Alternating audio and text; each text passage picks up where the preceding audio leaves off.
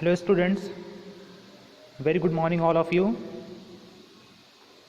In this current lecture, we are going to discuss the syllabus of State Board of Technical Education Bihar of design of steel structure and also discuss very first unit, that is introduction, in which we discuss about why steel is used in construction, what its advantage and disadvantage, what's its important properties, and after that I'll discuss what is different section that is used in steel construction. Okay students, आज के lecture में हम SBT के syllabus को देखेंगे और ये देखेंगे कि आपको इस सिलेबस में कितना पढ़ना है, कितने चैप्टर्स है और कितने मार्क्स कवर होंगे सारे इंडिविजुअल चैप्टर्स से। और उसके बाद हम लोग यूनिट नंबर फर्स्ट के कुछ पार्ट्स को देखेंगे। जैसे सबसे पहले हम देखेंगे कि स्टील का यूज़ क्यों किया जाता है कंस्ट्रक्शन में, इसके अलावा उसके एडवांटेजेस को देखेंगे, उसके डिसएडवांटेजेस को देखेंगे। उसके बाद हम लोग स्टील स्ट्रक्चर में जो सेक्शन यूज़ किए जाते हैं उसके बारे में देखेंगे। Okay, so let's start the lecture. सो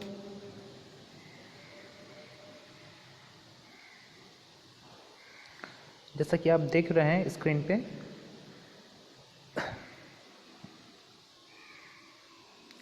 यहाँ पे आपका ये डिज़ाइन ऑफ स्टील स्ट्रक्चर है जो आपके एसबीटी के सिलेबस से लिया गया है उनके साइड से।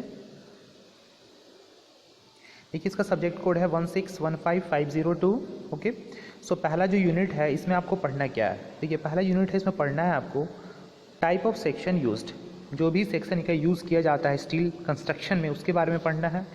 ग्रेड ऑफ स्टील के बारे में पढ़ना है एंड स्ट्रेंथ कैरेक्टरिस्टिक के बारे में पढ़ना है। ओके, नेक्स्ट एडवांटेजेस है and disadvantages of steel as construction material, use of steel table and relevant IS code, types of load on steel structure and its IS code specifications. That cover total 8 marks of your SBT syllabus. Okay, तो पहला हमारा focus unit number 1 पे ही होगा क्योंकि इसी के बारे में भी हम पढ़ने जा रहे हैं। सो आपको पढ़ना क्या क्या है पहले यूनिट में, टाइप ऑफ सेक्शन यूज्ड, किस टाइप का सेक्शन का यूज़ किया जाता है, ग्रेड ऑफ स्टील क्या होता है एंड स्ट्रेंथ कैरेक्टरिस्टिक क्या होता है। ओके, नेक्स्ट एडवांटेज क्या है स्टील स्ट्रक्चर का, डिसएडवांटेज क्या है, उसके अलावा यूज़ ऑफ स्टील टेबल कि जब भी हम स्टील स्ट्रक्चर का डिज़ाइन करते हैं तो उसके लिए एक कोड होता है और एक टेबल होता है। सो स्टील टेबल जिसको कहते हैं, वहाँ से हम सारे वैल्यूज़ को हम लोग लेते हैं। स्टील टेबल क्या होता है उसके बारे में पढ़ेंगे। उसके बाद इस स्ट्रक्चर को डिज़ाइन करने के लिए क्या आईएस कोडल प्रोविज़न है, इंडियन स्टैंडर्ड ने क्या कोड प्रोवाइड किया है, जिससे जो गाइडलाइन होता है हमारे स्टील स्ट्रक्चर को डिज़ाइन करने के लिए, ठीक है ना। ये कोड के बारे में हम लोग पढ़ेंगे इसमें, ठीक है। ये जो कोड है सबसे पहले मैं आपको बता दूँ, इसमें जो कोड फॉलो होता है IS 800 2007, IS 800 2007, ठीक है। इसका मतलब है इंडियन स्टैंडर्ड, आईएस मतलब होता है इंडियन स्टैंडर्ड और 800 कोड है और 2007 में इसका रिवीजन हुआ है। 2007 क्या है, रिवीजन डेट है इसका, ठीक है।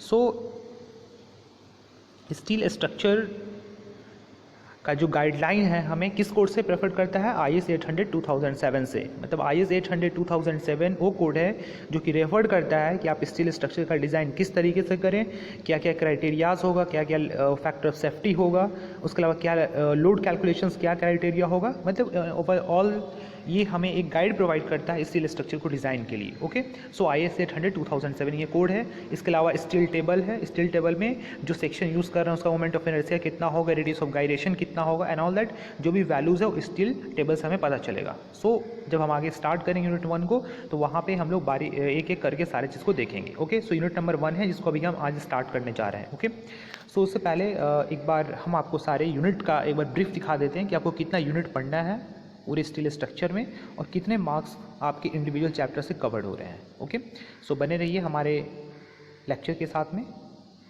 सो यूनिट नंबर 2 है, आप जैसा कि देख पा रहे स्टूडेंट्स। यूनिट नंबर 2 है इंट्रोडक्शन के बाद में आपका यूनिट नंबर 2 है जिसमें कनेक्शंस के बारे में पढ़ना। कनेक्शंस मतलब जो भी स्टील स्ट्रक्चर के अंदर में जो भी कनेक्शंस होते हैं, बोल्टिंग है, रिविटिंग है एंड ऑल दैट, उस पर कितना लोड आ रहा है, वो सारा चीज़ के बारे में पढ़ना है, ठीक है। तो उसके बारे में जब हम स्टार्ट करेंगे तो वहाँ पर डिटेल्स में पढ़ेंगे। ओके, सो यहाँ से आपके 10 मार्क्स कवर्ड होंगे। नेक्स्ट यूनिट नंबर 3 है डिज़ाइन ऑफ टेंशन मेंबर। जो भी टेंशन मेंबर होता है स्टील स्ट्रक्चर के अंदर में, उसके बारे में हम लोग स्टडी करेंगे, उसमें कितना लोड कैलकुलेशन होगा, कितना सेक्शनल एरिया होगा, ठीक है, उसका एनालिसिस एंड डिज़ाइन कैसे करेंगे, है ना। इसमें हम लोग रिवेटिंग वेल्डिंग के बारे में भी पढ़ेंगे। ओके, सो यहाँ से 8 नंबर आपको कवर्ड होगा। ओके, नेक्स्ट यूनिट नंबर 4 है, जिसमें डिज़ाइन ऑफ कंप्रेशन मेंबर के बारे में पढ़ेंगे। यहाँ से आपको टोटल 12 मार्क्स कवर्ड होंगे। तो अभी तक आपने देखा 4 चैप्टर और चारों के डिफरेंट मार्क्स। चलिए आगे देख लेते हैं और कितने चैप्टर्स है जो कि आपको एसबीटी में पढ़ने हैं। ओके, यूनिट नंबर 5 है, जिसमें हमको रूफ ट्रस के बारे में पढ़ना है ना, जो हम छत में ट्रस का यूज़ करते हैं उसके बारे में, उसका क्या डिज़ाइन क्राइटेरिया है, उसमें क्या क्या लोड्स आते हैं, कैसे अरेंजमेंट करते हैं मेंबर्स का, इन सारी चीज़ों के बारे में पढ़ेंगे। यहाँ से आपके 14 मार्क्स कवर होंगे। बहुत ही इंपॉर्टेंट सेक्शन है यहाँ पे, ठीक है, रूफ ट्रस। उसके बाद देखिए आगे यूनिट नंबर 6 है, जिसमें आपको बीम्स के बारे में पढ़ना है, जो भी स्टील बीम्स होता है उसके बारे में, ठीक है। यहाँ पे स्टील बीम्स के बारे में पढ़ना है, यहाँ से आप 8 मार्क्स कवर्ड होंगे। नेक्स्ट आपके लास्ट है कॉलम बेसिस के बारे में पढ़ना है, कॉलम बेसिस से यहाँ पे कवर्ड होंगे आपके 10 मार्क्स। सो टोटल आपको 7 चैप्टर पढ़ने हैं स्टील स्ट्रक्चर में आपके एसबीटी के सिलेबस में, ठीक है। अब आपको पता चल गया होगा कि आपको कितना चैप्टर पढ़ना है, 7 चैप्टर पढ़ना है और आपके टोटल 70 मार्क्स यहाँ पे कवर्ड होंगे एसबीटी के। ओके, सो आई थिंक कि आपको कुछ ब्रीफ आइडिया सिलेबस के बारे में हो चुका होगा। और मैंने यूनिट 1 को अभी डिस्कस किया इससे पहले ही, यूनिट 1 में क्या क्या आपको पढ़ना है। तो चलिए हम इस लेक्चर को स्टार्ट करते हैं यूनिट नंबर 1 को, ठीक है।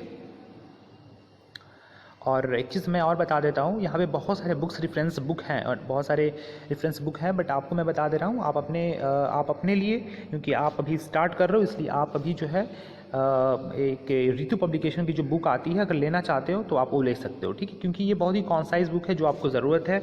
अदरवाइज़ और भी बहुत सारे बुक्स है, उसके लिए मैं आपको बता दूंगा, ठीक है, क्योंकि मैं तो आपको बहुत सारे बुक का एक्सट्रैक्ट ले करके वहाँ से डिफरेंट बुक का मैं बताता हूँ, इसलिए आपको ज़रूरत नहीं है। अगर आपको लगता है कि ज़रूरत है तो आप ऋतु पब्लिकेशन की बुक ले सकते हो और वहाँ से उस चीज़ को पढ़ सकते हो। ओके, सो चलिए स्टार्ट करते हैं। ओके, सो देखिए सबसे पहले हम स्टील स्ट्रक्चर की बात कर लेते हैं। तो देखिए स्टील स्ट्रक्चर जो आपका है, इसके क्या क्या एडवांटेजेस है। मैंने बताया था स्टील स्ट्रक्चर क्या होता है। It is nothing but a management of different small pieces of steels, है ना। बहुत सारे स्मॉल पीसेज ऑफ स्टील को कनेक्ट करके हम किसी भी चीज़ को बनाते हैं, जैसे बिल्डिंग है, टावर्स है, ब्रिजेस है, that all comes under the category of steel structures. तो ये मैंने आपको बताया था स्टील स्ट्रक्चर क्या होता है। इससे लास्ट के लेक्चर्स में मैंने बहुत सारे पिक्चर्स भी आपको दिखाए थे। सस्पेंशन ब्रिजेस होते हैं, केबल ब्रिजेस होते हैं, उसके अलावा और भी जो होता है ट्रस ब्रिजेस होता है, बिल्डिंग फ्रेम स्ट्रक्चर्स होता है, मैंने बहुत सारे रियल लाइफ रिलेवेंट एग्जांपल्स मैंने आपको दिखाए थे। तो अब यहाँ पे हम एक्चुअल सिलेबस पे आते हैं। मैंने आपको फिगर दिखा दिया था, मैंने सारी चीज़ें आपको दिखा दी हैं ऑलरेडी। अब यहाँ पे आप लोगों को सिलेबस जो है उस पर हम आते हैं, ठीक है। तो सबसे पहले हम एडवांटेज की बात कर लेते हैं स्टूडेंट्स। ओके, तो सबसे इंपॉर्टेंट एडवांटेज है गुड क्वालिटी कंट्रोल। इसका जो क्वालिटी कंट्रोल होता है अच्छा होता है। नेक्स्ट है smaller weight to strength ratio, याद रखिएगा, smaller weight to strength ratio और high strength to weight ratio, ठीक है। ये इंपॉर्टेंट है आपका स्टील के लिए। मतलब इसका जो वेट होता है, वेट टू स्ट्रेंथ रेशियो जो होता है स्मॉलर होता है और high strength to weight ratio होता है, ठीक है। मतलब आप आसानी से कहीं भी ले करके आ सकते हैं और जा सकते हैं। लाइटर है मतलब हल्का होता है। फास्टर टू इरेक्ट, इसको इरेक्शन करना मतलब इसको इस कंस्ट्रक्शन को करना इसके लिए बहुत तेज होता है। ईजी अल्ट्रेशन होता है, मान लो इसको अभी हटाना चाहते हो, स्ट्रक्चर को यहाँ से हटा करके कहीं और ले जा करके बनाना चाहते हो, तो क्या होता है उसकी ईजी अल्ट्रेशन होता है। नेक्स्ट है बेटर डक्टिलिटी।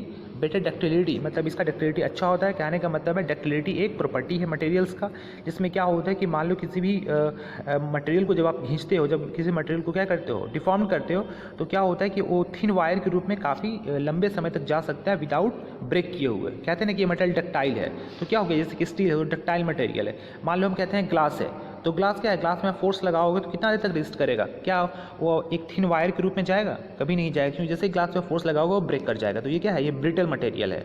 ऐसे मटेरियल को हम लोग ब्रिटल मटेरियल कहते हैं। लेकिन स्टील क्या है, स्टील में अगर फोर्स लगाते हो तो कुछ समय तक उसको सस्टेन करेगा, वो क्या होगा, थिन वायर के रूप में कन्वर्ट होगा, तब जा करके ब्रेक करेगा बहुत देर के बाद में, ठीक है। तो इसलिए उसको कहते हैं हम लोग डक्टाइल मटेरियल। ग्लास क्या है, ब्रिटल है, तो ग्लास में जैसे ही फोर्स लगाते हो शीशा में, तो क्या होता है, वो कोई थिन वायर के रूप में चेंज नहीं होता, डायरेक्टली वो ब्रेक कर जाता है। इसलिए जो स्टील है, स्टील क्या है, डक्टाइल मटेरियल है, इसलिए हम लोग क्या करते हैं, यूज़ करते हैं। दूसरी तरफ क्या होता है, ये अर्थक्वेक रेजिस्टेंट स्ट्रक्चर होता है, मतलब जो भूकंप आता है उसको भी क्या करता है, ये कुछ रेजिस्ट करता है ना, इसलिए हम स्टील स्ट्रक्चर का यूज़ करते हैं। ये इसका कुछ क्या है, एडवांटेज है।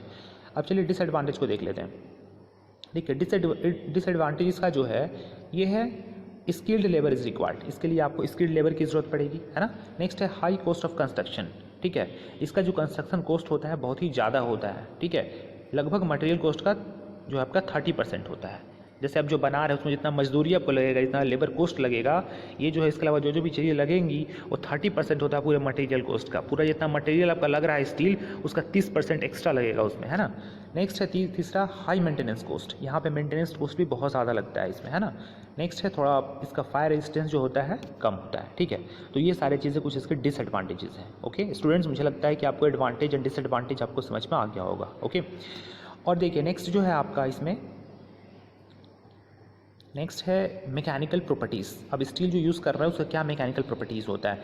सबसे पहले आपको पता है ऑलरेडी स्टील के बारे में, नहीं पता है तो भी जान लीजिए कुछ मैकेनिकल इसके इंपॉर्टेंट प्रॉपर्टीज़ हैं। जैसे सबसे पहले इसका यंग्स मॉडुलस ऑफ इलास्टिसिटी की बात कर लेते हैं। तो देखिए यहाँ पे इसका यंग्स मॉडुलस ऑफ इलास्टिसिटी होता है 200 गीगा पास्कल। कितना? 200 giga pascal for all graded of steel, या फिर या कहते हैं हम लोग 2 × 10⁵ मेगा पास्कल। बताया था ना जब हम मैकेनिकल स्ट्रक्चर पढ़ रहे थे, तो 2 × 10⁵ मेगा पास्कल, या आप इसको कह सकते हो 200 × 10⁻³ मेगा पास्कल्स, ठीक है।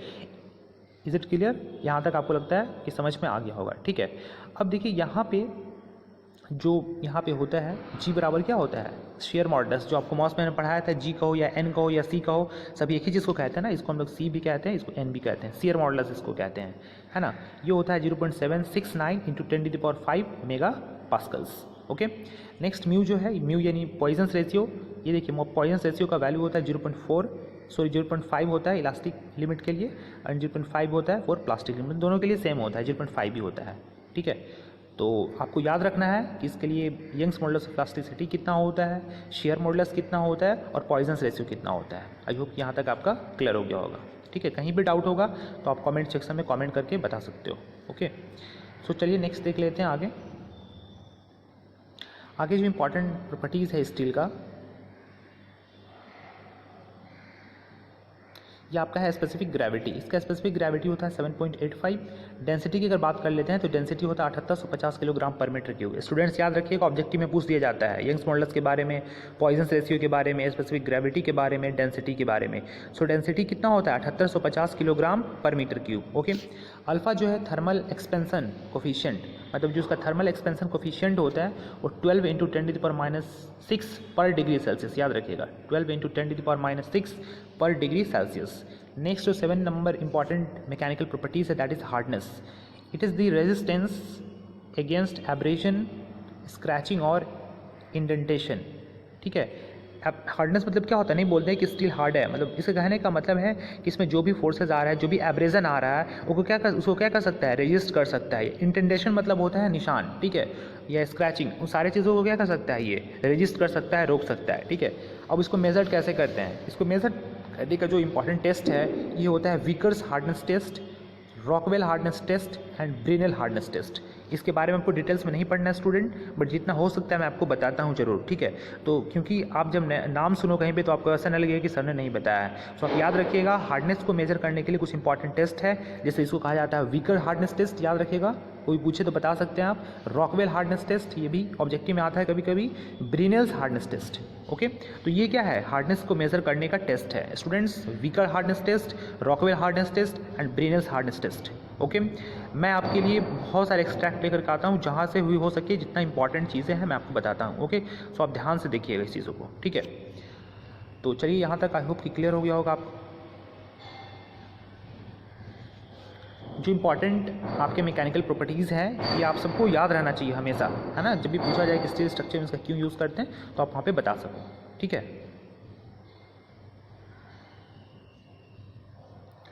नेक्स्ट यहाँ पे देखिए टफनेस भी स्टील स्ट्रक्चर का स्टील का एक इंपॉर्टेंट मैकेनिकल प्रॉपर्टीज़ है।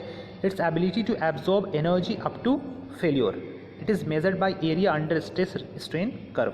इसका मतलब है, नहीं कहते कि मटेरियल टफ है, इसका मतलब है कि ये एनर्जी को क्या कर सकता है? एब्जॉर्ब कर सकता है। जितना आप उसको फोर्स लगाओ उसको क्या करेगा? उसको in form of energy absorb करता है। सो हम कह सकते हैं कि टफनेस क्या है? It is the ability to absorb energy up to failure, ठीक है। जो मटेरियल है उसका जो एबिलिटी है, जो क्षमता है एनर्जी को एब्जॉर्ब करने तक का, कब तक? फेल्योर तक का, उसको हम कहते हैं टफनेस, ठीक है। इसको मेजर करते हैं area under stress strain curve, ठीक है।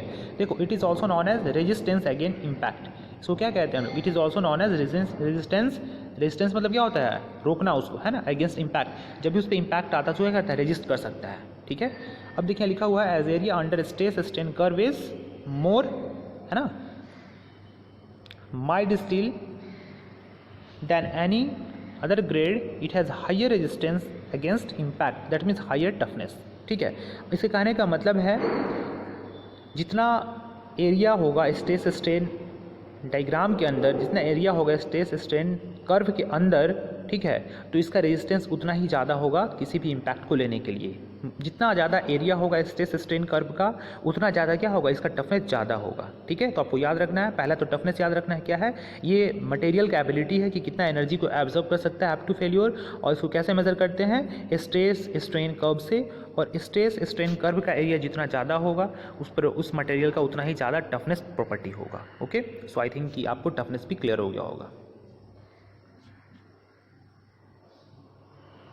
आई होप कि आपको कहीं दिक्कत नहीं होगा इसमें। नेक्स्ट है आपका फटीग स्ट्रेंथ, ये भी मैं बता देता हूँ फटीग स्ट्रेंथ क्या होता है। देखिए फटीग स्ट्रेंथ मतलब होता है it is a stress eight which steel fails under repeated application of loads, ठीक है। अब मान लो स्टील मेंबर है, उस पर हमेशा रिपीटेडली लोड आ रहा है, मतलब क्या होता है, रिपीटेड मतलब होता है लगातार जो है उस पर लोड आ रहा है, तो उस कंडीशन में जो फेल्यूर होता है, ठीक है, उस कंडीशन में जो फेल्यूर होने के कारण जो स्ट्रेस डेवलप होता है उसको हम लोग कहते हैं फटीग स्ट्रेंथ। मतलब it is stress eight which steel fails under repeated application of load. अगर ऑब्जेक्टिव में आता है कि रिपीटेड एप्लीकेशन ऑफ लोड के कारण कौन सा मैकेनिकल प्रॉपर्टीज होता है, सो फटीग स्ट्रेंथ। सो याद रखिएगा it is stress eight which steel fail under repeated application of load, मतलब लगातार लोड्स के आने के कारण जो फेलियर हो जाता है उसको हम लोग कहते हैं क्या होता है, उस समय जो स्ट्रेस डेवलप होता है उसको फटीग स्ट्रेंथ कहते हैं, ठीक है। तो देखिए, तो फटीग स्ट्रेंथ भी इंपॉर्टेंट प्रॉपर्टीज़ है किसका, स्टील स्ट्रक्चर का, ठीक है। तो आई होप कि आपको मैकेनिकल प्रॉपर्टीज़ जो है क्लियर हो गया होगा, जो भी मैंने बताया, टफनेस क्या होता है, फटीग स्ट्रेंथ क्या होता है, इसके अलावा हार्डनेस क्या होता है, हार्डनेस को कैसे मेज़र करते हैं, इसके अलावा यंग्स मॉडुलस ऑफ इलास्टिसिटी क्या होता है, कितना होता है स्टील का, शेयर मॉडुलस कितना होता है, पॉइजन्स रेशियो क्या होता है, एडवांटेजेस क्या क्या है स्टील्स के, डिसएडवांटेजेस क्या है। आई होप कि यहाँ तक आपका क्लियर हो गया होगा, ठीक है। चलिए नेक्स्ट देख लेते हैं। अब देखिए इंपॉर्टेंट यहाँ से वेरियस स्ट्रक्चरल स्टील सेक्शंस, जो डिफरेंट टाइप के स्टील स्ट्रक्चर सेक्शन को यूज़ किए जाते हैं, क्योंकि मैंने आपको पहले बताया था कि जो भी हमारा स्टील स्ट्रक्चर होता है बहुत सारे मेंबर से कनेक्ट होकर के उसको बनाया जाता है, तो उसमें बहुत सारे सेक्शन का यूटिलाइज़ किया जाता है। तो सेक्शन के बारे में मैंने पहले आपको बताया था, आई सेक्शन होता है, चैनल सेक्शन होता है ना। तो अब यहाँ पर उसके बारे में डिटेल्स में हम लोग पढ़ेंगे, है ना। स्टूडेंट्स, हमने मैकेनिक्स ऑफ स्ट्रक्चर में इन सारे के मूवमेंट ऑफ इनर्शिया, इन सारे के सेंटर ऑफ ग्रेविटी की बात करी थी, है ना। अब यहाँ पर आप देखो कैसे यूज़ होता है स्टील स्ट्रक्चर में उसका, है ना। सो स्टूडेंट्स आप देखिएगा ध्यान से। सो आप यहाँ पे देखिए, ये जो आपका सेक्शन है आई सेक्शन है, ये देख रहे हैं ना, आई सेक्शन है। अब आपको पता है कि आई सेक्शन में क्या क्या होता है, फ्लेंज होता है और वेब होता है, ओके। सो देखिए यहाँ पे ऊपर वाला पार्ट है ये टॉप फ्लेंज है, नीचे वाला क्या है, बॉटम फ्लेंज है ना। टॉप फ्लेंज, बॉटम फ्लेंज, और ये वाला क्या होता है, वेब होता है। आपको पता ही है इसका कुछ स्पेसिफाइड थिकनेस होता है, फ्लेंज का कुछ लेंथ होता है ना। उस तरीके से वेब का कुछ हाइट होता है और उसका कुछ थिकनेस होता है, ये आपको पता है ऑलरेडी, है ना। अब यहाँ पे देखिए जो यहाँ पे स्लोपिंग किया गया है, यहाँ पे आने के बाद मैं ऐसे देख रहे हैं ना, अब स्लोप है, ये कितना होता है, ये स्लोप जो होता है 16 × 2/3, ठीक है। ये होता है 16 × 2/3, ये स्लोप होता है, याद रखिएगा, ठीक है। अब देखिए यहाँ पे वेरियस टाइप के जो स्टील सेक्शन यूज़ किया जाता है उसमें सबसे पहला इंपॉर्टेंट सेक्शन है आई सेक्शन, ठीक है। अब आई सेक्शन में जब हम स्टील स्ट्रक्चर में आगे पढ़ेंगे तो हर जगह पे कुछ एब्रेविएटेड फॉर्म यानी शॉर्ट फॉर्म यूज़ किया जाएगा, जिसको आपको पहले जानना ज़रूरी है। अगर आप नहीं जानेंगे तो वहाँ पे आप कन्फ्यूज़ हो जाएंगे, यानी आपको लगेगा कि नया चीज़ आ रहा है कुछ, इसलिए पहले मैं आपको बता देता हूँ कौन कौन सा सेक्शन होता है। सो आई सेक्शन में सबसे पहले इंपॉर्टेंट आता है ISJB, याद रखिएगा ISJB, इसको कहते हैं इंडियन स्टैंडर्ड जूनियर बीम, याद रखिएगा ISJB मतलब Indian standard junior beam. Next है ISMB, Indian standard, IS for Indian standard, okay. So IS Indian standard medium beam, ISMB मतलब Indian standard medium beam. ISHB मतलब Indian standard, IS यहाँ पे Indian standard को denote कर रहा है, short में यहाँ लिख दिया गया है, ठीक है। आप लिखिएगा इंडियन स्टैंडर्ड, फुल लिखिएगा आप, ठीक है। हेवी बीम्स, ठीक है। ISLB, IS for Indian standard, L for light, B for beam. So ISLB मतलब Indian standard light weight beam, ठीक है। Indian standard light beam direct लिख सकते हैं या लाइट वेट बीम भी आप लिखिए, LB for light beam, HB for heavy beams, MB for medium beams, JB for junior beams, and IS for Indian standards, okay.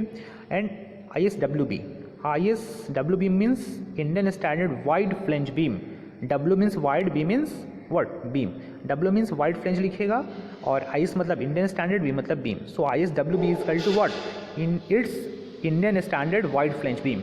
Next ISSC means Indian standard column sections, याद रखिएगा ISSC Indian standard column sections. Okay, so I hope कि आपको समझ में आ गया होगा I section में different क्या क्या सेक्शंस होते हैं। अगर आप कहीं देखें ISJ भी लिखा हुआ है कहीं भी, इसका मतलब समझ जाइए कि लिखा हुआ इंडियन स्टैंडर्ड जूनियर बीम्स। मैंने सारे के अपडेटेड फॉर्म यहाँ पे बता दिए आपको। अब देखिए यहाँ पे जो आई सेक्शन होता है, यानी जो भी इंडियन स्टैंडर्ड सेक्शन होता है, उसको डिज़ाइन कैसे किया जाता है, किस तरीके से, designated by its depth and weight. उसका जो डिजिग्नेशन होता है ऑब्जेक्टिव में आता है, कैसे किया जाता है, डेप्थ एंड वेट के हिसाब से किया जाता है। इंडियन स्टैंडर्ड जो भी सेक्शन है उसका डेजिग्नेशन डेप्थ एंड वेट के हिसाब से किया जाता है। एग्जाम्पल के फॉर्म में मान लो कि कहीं पे इस टाइप से लिखा हुआ है, यहाँ पे कहीं पे इस टाइप से लिखा हुआ है, इसका मतलब क्या समझोगे आप, लिखा हुआ ISLB 500 at the rate of 750 kilo newton per metre. सो आप इसे क्या समझेंगे, मान लीजिए कहीं भी स्टील सेक्शन में कहीं आप काम कर रहे हैं, कहीं पे आप काम कर रहे हैं, तो वहाँ पे लिखा हुआ है, आपको ऑर्डर दिया जा रहा है कि आप मंगाइए Indian standard LB 500 at the rate of 750 kilo newton per meter. अब आप देखते रह जाएंगे कि सर ये क्या बोला जा रहा है, ये LB 500 at the rate of 750 kilo newton per metre. सो आपको यहाँ पे समझना है कि क्या बोला जा रहा है, आपको बोला जा रहा है कि आप इंडियन स्टैंडर्ड लाइट बीम मंगवाइए जिसका जो डेप्थ है वो 500 mm है। देखिए यहाँ पे 500 किसको डेजिग्नेट कर रहा है, डेप्थ को डिजिग्नेट कर रहा है, और 750 किलोमीटर मीटर किसको डिजिग्नेट कर रहा है, वेट को डिजिग्नेट कर रहा है। इसका मतलब है कि आपके जो भी हैं ऑर्डर दे रहे हैं किसके बारे में दे रहे हैं, इसका मतलब बोला जा रहा है आपको कि आप मंगवाइए ISLB मंगवाइए, इंडियन स्टैंडर्ड लाइट भी मंगवाइए जिसका जो डेप्थ है 500 mm है और कितना उसका जो वेट है 750 किलो न्यूटन पर मीटर है। Isn't it? सो आपको समझना है, चीज़ों को टर्म को समझना है। अब मैं बार बार इसको नहीं बताऊंगा, आगे मैं जब क्वेश्चन बनवाऊंगा तो वहाँ पे डायरेक्ट लिखा रहेगा ISLB 500 at the rate of 750 kilo newton per metre. Students तो आपको समझना है, मैं आपको बहुत अच्छे तरीके से समझा रहा हूँ, कहीं भी कोई डाउट नहीं होना चाहिए। कहीं भी कोई डाउट आ रहा है प्लीज़ पूछिएगा, क्योंकि अगर आप ये सब्जेक्ट को नहीं समझते हैं तो बिल्कुल आपको इंडस्ट्री में भी कहीं भी आप काम करेंगे दिक्कत आ जाएगा आपको, ठीक है। तो क्योंकि टर्म ही ऐसा होता है, इसमें स्टील स्ट्रक्चर इतना आप इसको आसान नहीं लेकर समझिएगा, है तो टफ, लेकिन मैं इसको आसान बनाकर बिल्कुल बता रहा हूँ आपको, जितना ज़्यादा से ज़्यादा आसान हो सके, ठीक है। सो याद रखिएगा। तो यहाँ पे आपको पता चल गया ISLB 500 at the rate of 750 kilo newton per metre. इसका मतलब है कि 500 क्या है, डेप्थ है, और 750 किलोमीटर पर मीटर क्या है, इसका वेट है। और डेप्थ कहने का मतलब कौन सा डेप्थ, ये वाला डेप्थ, यही डेप्थ जो है आपका क्या है वहाँ पे 500 mm है ना। तो इस तरीके से आपको आई सेक्शन का जो डिफरेंट सेक्शंस है, जो डिफरेंट एब्रिविएटेड फॉर्म है, उसको मैंने आपको यहाँ पे बताया। सो आई होप कि आपको समझ में आ गया होगा स्टूडेंट्स। और कहीं भी दिक्कत है तो आप मुझे कमेंट कीजिए, बिल्कुल जो अभी दिक्कत आ रहा है उसको अभी ही क्लियर कर लेना है, बाद में नहीं। बाद में आपके लिए बहुत ज़्यादा टफ हो जाएगा स्टील स्ट्रक्चर्स, ठीक है। इसलिए क्योंकि अभी ये स्टार्ट किए हैं और अभी थ्योरेटिकल पार्ट चल रहा है। जैसे ही न्यूमेरिकल्स का पार्ट आएगा, जैसे ही क्वेश्चंस आने लगेगा फिर आपको टफ लगने लगेगा, है ना। तो आप प्लीज़ यहाँ अभी से ही इस पर ध्यान दीजिएगा ताकि आपको सब चीज़ पता चलता रहे। ठीक है, चलिए नेक्स्ट देख लेते हैं चैनल सेक्शन के बारे में, ठीक है। ये सारे चीज़ आप लोगों को जब मॉस पढ़ा रहे थे वहाँ पे मैंने बताया था, सारे चीज़ का मोमेंट ऑफ इनर्शिया भी निकलवाया था, हर चीज़ का, है ना। तो देखिए यहाँ पे कितना उसका ज़रूरत है स्टूडेंट्स। अब देखिए यहाँ पे नेक्स्ट है चैनल सेक्शंस। तो यहाँ पे आप देख पा रहे होंगे चैनल सेक्शन में, देखिए चैनल सेक्शन है ये आपका, जैसे फिगर में देख पा रहे हैं। मैंने बताया था ना मॉस के अंदर में कि चैनल सेक्शन देखो है बाबू, इसका मोमेंट ऑफ इनर्शिया निकालो, इसका रेडियस ऑफ गायरेशन निकालो, इसका CG निकालो, ये सब बताते थे ना मॉस में। अब देखो यहाँ पे इसका सेक्शन का यूज़ स्टील मेंबर में किया जा रहा है। अब स्टील टेबल में डायरेक्ट आपको लिखा रहेगा कि जो चैनल सेक्शन है उसका मोमेंट ऑफ इनर्शिया इतना है, स्टील टेबल से निकालेंगे हम लोग, उसका radius of gyration steel table से निकालेंगे। यहाँ पे आपको निकालना नहीं है, यहाँ पे डायरेक्टली हम कोड से निकालेंगे, है ना, स्टील टेबल से निकालेंगे। बट देखिए आपको इसके बारे में पता होना चाहिए कि कैसे इसका मोमेंट ऑफ इनर्शिया निकालते हैं, कैसे इसका CG निकालते हैं। इसलिए आपको इससे पहले मॉस पढ़ाया गया था, क्योंकि इसका ज़रूरत स्टील स्ट्रक्चर में और थ्योरी ऑफ स्ट्रक्चर में पढ़ने वाला है बहुत ज़्यादा मॉस का। अगर वो सेक्शन आपका वीक है तो प्लीज़ आप उसको 1-2 बार पढ़िए, ठीक है, नहीं तो आपको आगे भी दिक्कत हो जाएगा बहुत ज़्यादा। सिर्फ इसमें ही नहीं, आपको थ्योरी ऑफ स्ट्रक्चर में भी प्रॉब्लम्स आएगा, ठीक है। सो देखिए चैनल सेक्शन में सबसे पहला जो है ISJC है, ठीक है। सो याद रखिएगा इसको, JC फॉर जूनियर चैनल और IS for Indian standard. So ISJC मतलब Indian standard junior channel, okay. So ISLC मतलब what, Indian standard light channel. ISMC मतलब Indian standard, IS for Indian standard. आप उसको फुल लिखिएगा, ठीक है ना, IS को यहाँ पे शॉर्ट लिखे हमने तो आपने फुल लिखना है इसको, ठीक है। Indian standard medium weight channel, okay. ISMCP means Indian standard channel with parallel flanges, okay. ISMCP means Indian standard channel with parallel flanges. ISGC means Indian standard gate channels, okay. ISGP means what? Indian standard gate channel. ISMCP means Indian standard channel with parallel flanges. अब यहाँ पे देखिए slope बताया गया, क्योंकि यहाँ पे आने के बाद में थोड़ा सा यहाँ पे स्लोपिंग होता है, तो होता है 16:2/3%। ओके, सो आपको याद रखना है। और आपको पता है चैनल सेक्शन में कुछ ना कुछ क्या होता है, डेप्थ होता है, और सब कुछ ना कुछ क्या होता है, विड्थ होता है। अब देखिए ये भी जो भी इंडियन स्टैंडर्ड सेक्शन है उसका डिज़ाइन किस तरीके से किया जाता है, मैंने आपको बताया। जैसे बताया कि इंडियन स्टैंडर्ड 500 ISLC लिखा हुआ है 500 @ 750 km/m। तो मैंने बताया ना कि पहला किसको डेजिग्नेट कर रहा है, डेप्थ को, और नेक्स्ट वाला वेट को। तो जो भी चैनल सेक्शन है या आई सेक्शन है, जो भी इस टाइप का जो भी सेक्शंस का डिजिग्नेशन होता है उसके डेप्थ और वेट के हिसाब से होता है। ऑब्जेक्टिव में पूछा जाता है कि चैनल सेक्शन या फिर जो भी टी सेक्शन है या जो भी सेक्शंस है स्टील स्ट्रक्चरल सेक्शन का जो डिज़ाइन होता है किस बेसिस पे होता है, तो आपको बताना है कि डेप्थ और वेट के बेसिस पे होता है। ओके स्टूडेंट्स, मुझे लगता है कि चैनल सेक्शन और यहाँ पे आपको आई सेक्शन के बारे में जो कॉन्सेप्ट है वो क्लियर हो गए होंगे स्टूडेंट्स। ओके, सो कहीं भी दिक्कत है तो आप मुझे बता सकते हैं, उसके बारे में बिल्कुल आपको इसका सोल्यूशन प्रोवाइड किया जाएगा, ठीक है ना। तो स्टूडेंट चलिए आपको मैं टी सेक्शन के बारे में बता देता हूँ। अभी तक आपने देखा आई सेक्शन और चैनल सेक्शन, अब आपको हम बताते हैं टी सेक्शन के बारे में। फिर से हम लास्ट में बताएंगे, एक और सेक्शन बचा हुआ है इसके बाद में, उसको कंप्लीट करेंगे हम लोग, ठीक है। सो देखिए नेक्स्ट जो सेक्शन है टी सेक्शन है। जैसे कि आप फिगर में देख पा रहे हैं स्टूडेंट्स, ये जो सेक्शन आपको दिख रहा है यहाँ पे, ये टी सेक्शन है, ठीक है। इसमें भी फ्लेंज होता है और वेव होता है, आपको पता है पहले से, है ना। फ्लेंज ये वाला पार्ट होता है और ये वाला क्या पार्ट होता है, वेव। ये एफ होता है फ्लेंज यानी, और ये वाला वेव होता है, आपको पता है ऑलरेडी। इसका भी कुछ ना कुछ डेप्थ होता है, ठीक है, यहाँ से हाथ लेकर के कुछ डेप्थ होता है, और इसका भी डिजिग्नेशन ठीक उसी तरीके से करते हैं जैसे आई सेक्शन का करते हैं। मतलब पहले डेप्थ होगा फिर उसका वेट होगा। मान लो लिखा हुआ है ISNT Indian standard normal T section at the 500 mm eight the rate of 750 kN/m। इसका मतलब है कि पहले उसका डेप्थ है फिर उसका वेट है। मतलब जो भी स्टील सेक्शन है उसका डिजिग्नेशन हम लोग उसके डेप्थ और वेट के हिसाब से करते हैं। अब देखो टी सेक्शन में क्या क्या एब्रिविएटेड फॉर्म आपको मिलेंगे। लिखा रहेगा ISNT, इसका मतलब आपको समझना है Indian standard normal T section. क्या समझना है इसका मतलब, Indian standard normal T section. Next DT लिखा हुआ कहीं पे, ठीक है। मान लो लिखा हुआ ISDT, तो आपको समझना IS फॉर इंडियन स्टैंडर्ड, ये आपको याद ही रख लेना है। ISDT मतलब लिखा हुआ Indian standard deep legged. DT for what? Deep legged. LT for light T. LT for what? Light T. MT for what? Medium weight T. याद रखिएगा कहीं लिखा हुआ है इंडियन स्टैंडर्ड MT, मतलब ISMT लिखा है उसका मतलब है Indian standard medium wait T, ठीक है। अगर लिखा हुआ ISHT मतलब इंडियन स्टैंडर्ड हेवी टी, ठीक है। और इन सारे के पहले जो है IS आएगा, ठीक है। आप लोग जब लिखोगे तो इसमें IS सब में लगा कर रखोगे, और यहाँ पे लिखना है आपको, यहाँ पे सबके आगे आपको IS लिखना है, यहाँ पे सबके आगे, यानी इंडियन स्टैंडर्ड सबके आगे होगा, ठीक है। तो ये आपको याद रखना है। सो ओके, मुझे लगता है कि आपको यहाँ तक समझ में आ गया होगा। सो आपने यहाँ पे बहुत इंपॉर्टेंट सेक्शंस के बारे में जानकारी ली आपने कि किस टाइप के सेक्शन होते हैं, उसका डेजिग्नेशन किस तरीके से किया जाता है, किस किस टाइप के होते हैं, क्या क्या शॉर्ट फॉर्म यूज़ किए जाते हैं डिफरेंट सेक्शंस के। तो मुझे लगता है कि आपका जो डाउट है अभी तक क्लियर हो चुका होगा। कहीं भी दिक्कत है तो मुझे बता सकते हैं, बिल्कुल आपको अभी ही समझना है। देखिए अगर आप अभी नहीं समझोगे तो बाद में बहुत दिक्कत हो जाएगी स्टील स्ट्रक्चर के अंदर में, है ना। क्योंकि जब मैं लिखूंगा डायरेक्ट ISDT और इतना लिख दूंगा डेप्थ और वेट इतना, तो फिर आप पूछोगे सर DT क्या लिखते हो आप, ISDT क्या होता है। तो इसलिए ये प्रॉब्लम ना आए आगे में, इसलिए मैं आपको बता रहा हूँ। सो प्लीज़ आप बहुत ही बेसिक से मैं बता रहा हूँ, बिल्कुल आप इसको ध्यान से पढ़ो और ध्यान से जो है इसको नोट्स बनाओ और अच्छे से प्रैक्टिस करो इसका, ठीक है।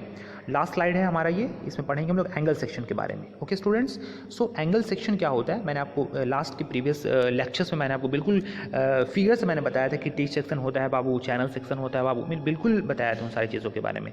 और मैकेनिक्स ऑफ स्ट्रक्चर भी मैंने बहुत सारी चीज़ों का मोमेंट ऑफ इनर्शिया निकलवाया था, ठीक है। सो देखिए एंगल सेक्शन क्या होता है स्टूडेंट्स, यहाँ पे इस टाइप का सेक्शन होता है एंगल सेक्शन, आप देख रहे हो ना यहाँ पे, इसको हम लोग एंगल सेक्शन कहते हैं, ठीक है।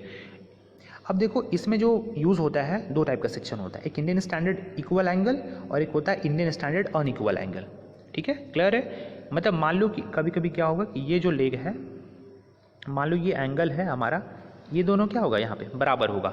जब ये दोनों बराबर होगा, ये वाला पार्ट और ये वाला पार्ट दोनों अगर बराबर है, इक्वल लेंथ और विड्थ है, इसको कहेंगे हम इंडियन स्टैंडर्ड इक्वल एंगल। अब मान लो कि ये वाला हमारा लेग छोटा है, ठीक है, ये वाला लेग क्या है, छोटा है, और ये वाला लेग बड़ा है हमारा, है ना, बड़ा है। तो ये क्या है, ये वाला और ये वाला दोनों के क्या है, डायमेंशन अलग अलग है, ये छोटा है और ये बड़ा है, मतलब अनइक्वल है। सो इस टाइप के एंगल को कहते हैं हम लोग Indian standard unequal angles. Okay, so आपको यहाँ पे एंगल सेक्शन के बारे में जानकारी मिला और डिफरेंट टाइप के जो भी सेक्शन है उसको मैंने आपको बताया यहाँ पे। सो प्लीज़ आप इस वीडियो को देखिएगा और यहाँ पे आप इसे मैं आपको यहाँ पे इसका नोट्स प्रोवाइड कर दूँगा, वहाँ से आपको इसका लेक्चर नोट्स कंप्लीट कर लेना है। सो आई होप कि आपको बहुत सारी नई जानकारी इस लेक्चर में मिली होंगी। यूनिट नंबर 1 में जो इंपॉर्टेंट चीज़ें थी मैंने आपको यहाँ बताया। अब यूनिट नंबर 1 खत्म नहीं हुआ है, मैंने अभी इसके बेसिक्स के बारे में और जो जो आपको पढ़ना है मैं एक बार ये पार्ट बाई पार्ट करके सारे को पढ़ाऊँगा। आपको टेंशन नहीं लेना है, सिर्फ आपको मैं जो बता रहा हूँ जैसे करा रहा हूँ आपको उसको करना है, और उसके बाद सिलेबस की जिम्मेवारी मेरी है, कैसे मुझे कंप्लीट कराना है वो मैं कराऊँगा, ठीक है। बट मुझे आपको सिखाना है, इसलिए मैं आपको पढ़ा रहा हूँ जैसे मुझे पढ़ाना है, ठीक है। तो मुझे आपको सिखाना है, मुझे सिर्फ वो पढ़ाना नहीं है। तो सिखाना है मीन्स कि मुझे बेसिक रूट लेवल से जो करना पड़ेगा वो मैं कर रहा हूँ। सो आप प्लीज़ इसे अपने लेक्चर नोट्स में कंप्लीट कीजिए। Okay, so thank you very much students for watching this.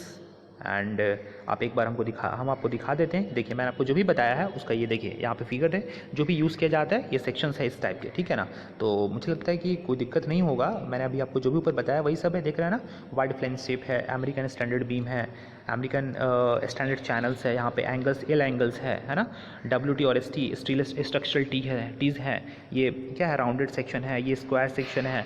इस तरीके से जो भी सेक्शन है ये सारी चीज़ स्टील में यूज़ होती है। इससे पहले जो मैंने आपको बताया वो आपको नोट्स में कंप्लीट करना है। ये सिर्फ मैं आपको सिर्फ जानकारी के लिए सिर्फ आपको एक बार दिखा रहा हूँ कि देखो इस टाइप का सेक्शन यूज़ किया जाता है। ओके स्टूडेंट्स, सो मुझे लगता है कि इस फिगर को देखकर भी आपको कुछ आइडिया हो गया होगा।